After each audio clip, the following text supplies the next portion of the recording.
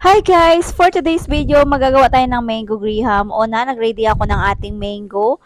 At 1 kilo yung ating mangga, nilagyan ng isang Nestle cream at nilagyan ng isang condensed milk at isang iba. Yan, tig isang lata lang po yan para malit lang po yung ating condensed milk at Alaska kahit ano pong brand ng condensed ang pwede nyong ilagay. At maliit lang po yung aking nilagay. Yan, hinalo-halo ko na para naman magkakahalo na yung ating Nestle cream at ang ating gatas. At ayan, nag-ready na rin tayo ng ating lagayan at yan, naayos na po natin yung ating may biscuit. Yan, naglagyan na natin yung ating isasalansan lang po natin yan ng maayos hanggang paulit-ulit hanggang sa matapos ito. At yan ang napakasarap ng ating merienda.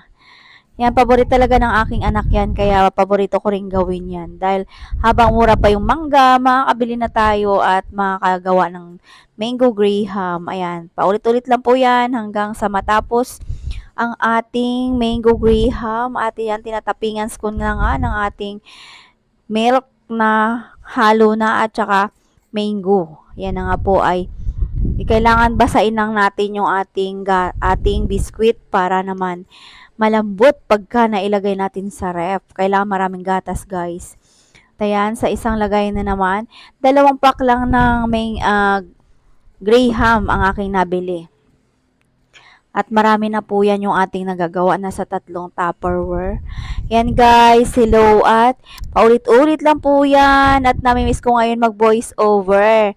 Diba ang tagal ko hindi nakapag-voice over dahil nga busy tayo sa ating paghanap buhay, pagtitinda at ngayon lang tayo nakaluwag-luwag at tayo ay makapag-voice over. Namiss ko talaga to dahil na nakagiging masaya na rin ako dito sa pag-voice over ko dahil medyo mahirap nga pero kailangan nating kakayanin para naman sa ating kinabukasan na sana ma-monetize na po tayo dito guys. Ayan na nga po ay paulit-ulit lang hanggang sa matapos yung ating ginagawa na graham. Napakasarap nito guys, hindi siya ganun katamis at sakto lang ang kanyang lasa dahil matamis na ngayong mangga natin. Napakamura ng mangga ngayon. 50 pesos lang yung aking nabili, 1 kilo na. O, di ba? Dati pagka hindi panahon ng mangga, tig 100 ang kalahati. Kalahati pa lang yun. Eh ngayon napakamura ng mangga kaya samantalahin na natin gumawa ng mango graham. Dahil napakasarap talaga nito sa mango graham ang maraming mangga. Yan lang guys, ay kailangan lang natin salansanin ng mabuti ang ating biskwit para naman maayos ang ating pagkakalagay sa ating Tupperware. Ayan, binuhusan ko na naman. Ginagawa ko kasi patong-patong tapos buhos. Ganun naman ang aking ginagawa. Ang iba naman, sinasawsaw ata yung biskwit sa gatas at bago ilagay. Ako naman hindi. Buhos ng buhos, salansan, buhos. Ganun ang aking ginagawa para napakasarap nito guys. At ayan, favorite ng aking anak. Ayun na po guys, nakatapos na po tayo ng paggawa at nilagyan ko na nga ng durog yung kanyang ibabaw. Ayan, patak-patakan lang natin yan ng kanyang, dinurog ko yung natirang biskwit para naman, wala kasi ako nabiling pinong-pino na eh.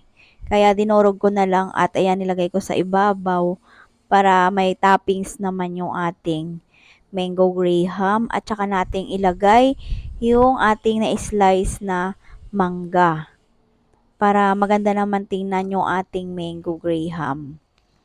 Yan guys, ayan, nilagay ko na nga po yung ating na-slice na mangga.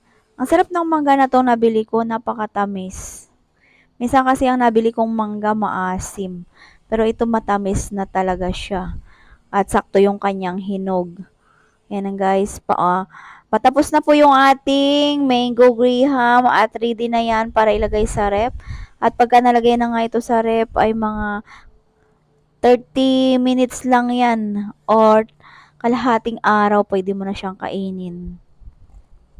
Malamigan lang siya dahil mabilis lang naman lumambot yung ating biscuit dahil napakarami nitong gatas. Kailangan lang siya maraming gatas para mabilis lumambot yung ating mango graham. Ayan na po guys, 3 Tupperware yung aking nagawa sa 2 pack ng Graham na biskwit. Yan nga po guys. Maraming salamat sa panonood.